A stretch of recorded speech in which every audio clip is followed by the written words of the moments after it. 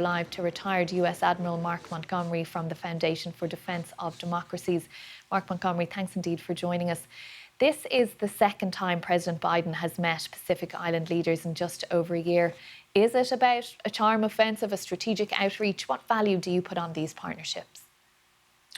Well, thank you for having me, Katerina. And yes, this is undeniably a good that President Biden, Secretary of State Blinken, and their teams are meeting with 18 Pacific Island states, again, only a year after the last meeting. And look, there's a good package of both assistance and diplomatic support on the table. I think it's aimed at trying to prevent Chinese economic coercion and political manipulation in the area. And I think $40 million is probably the floor of it. The president accidentally said $40 billion today, but clearly it's more in the $40 million range, but there'll be access to other money. I just don't know if the totality of these efforts, if it's enough to counter the Chinese efforts to displace the United States, Australia, and New Zealand as the kind of historical partner of choice in the region. Indeed, we heard President Biden say last week at the United Nations that he wanted to responsibly manage competition, as he put it, between the US and China, so it didn't tip into conflict. How important is a summit like this in terms of building on or preserving or improving those US-China relations? Well, I think this summit is certainly more aimed at our partners and in some cases allies. And it is a broad swath of issues. It's not just security issues being dealt with here. There are fisheries issues, maritime domain awareness issues, consular issues, certainly a lot of climate change issues associated with rising sea levels that these countries experience at a much greater risk than the rest of the world. So I think it's really focused on them, but part of it is a competition with China and trying to show that what we offer is part of a broader pledge of transparency, democracy, economic mobility to these states. And that's a little bit different than the offer that Chinese have on the table. And on that, the US confirming today that it will recognise the independence of the Cook Islands and of Niue. What message does that send to China?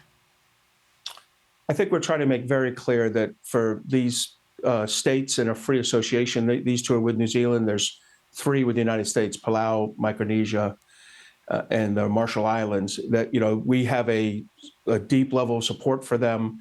These are countries that we're going to invest in, particularly the ones in the free association with the United States, but with all of them, and try to demonstrate that we're going to provide them with the diplomatic, economic, and security support that they need.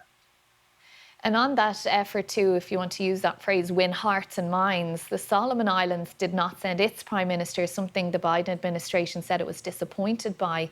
What, if anything, should be read into that decision by that prime minister not to attend? Well, I believe that's the impact of Chinese investments in both economic investments and political investments in the Solomon Islands over the last few years, and the United States not being aggressively involved. I think we have the same challenge with Vanuatu, and that's to be expected. The Chinese have made strong efforts in both those nation states. So I think the United States should take that lesson, as we need to be more engaged in this region. It has economic value to the United States. It has security value to the United States, and it has a cultural legacy of U.S. support throughout World War II and since.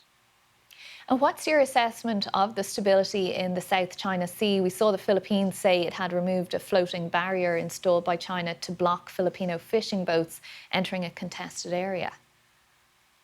Well, look, I think this is the Chinese move to place the float in there was a part of a pressure campaign on the Philippines. It's very clear the International Tribunal's ruling, the arbitration court in 2016, was that both countries have access to fishing rights, and that the Chinese 9-dash line, which I guess now is a 10-dash line again, was not a valid basis for sovereignty.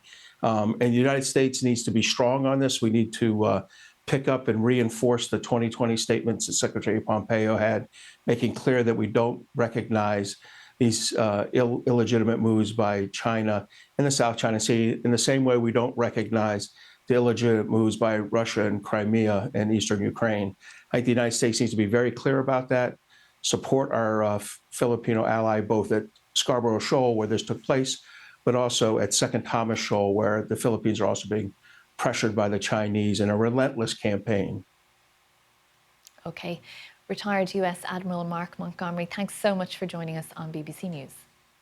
Thank you. Around the world and across the UK, this is BBC News.